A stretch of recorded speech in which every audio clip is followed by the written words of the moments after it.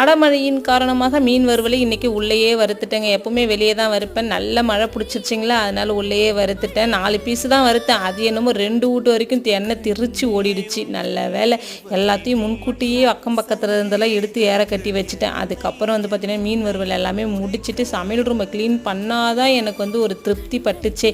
இல்லைன்னா ஒரு மாதிரி நாஸ்தியாக எண்ணெய் பீஸு அங்கங்கே பிசு பிசு பிசுன்னு ஒட்டுற மாதிரியே இருந்தது. இதை க்ளீன் பண்ணி முடிக்கிறதுக்குள்ளேயே போதும்னு ஆயிடுச்சு. இந்த ஞாயிற்றுக்கிழமை வந்துட்டாலே காலையிலேருந்து சாயந்தரம் வரைக்கும் காலையில் சக்கரத்தை கட்டாத குறை தான், மற்றபடி ஓடிக்கிட்டே இருக்குதே.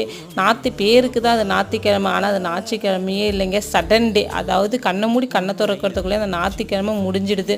எல்லா வேலையும் முடிச்சுட்டு ஃபைனலாக டீ போட்டு குடிச்சிடலாம் அப்படின்னு சொல்லிட்டு டீ போட்டு குடிக்கிற நேரம் மட்டும்தான்ப்பா எனக்கு சொந்தமான இந்த இடத்துல தான் எப்போவுமே டீ உட்காந்து வேடிக்கை பார்த்துக்கிட்டே குடிப்பேன். இந்த வீடியோ உங்களுக்கு பிடிச்சிருந்தா மறக்காமல் நம்ம சேனலை சப்ஸ்கிரைப் பண்ணிக்கோங்க. நாளைக்கு பார்க்கலாம். பாய்.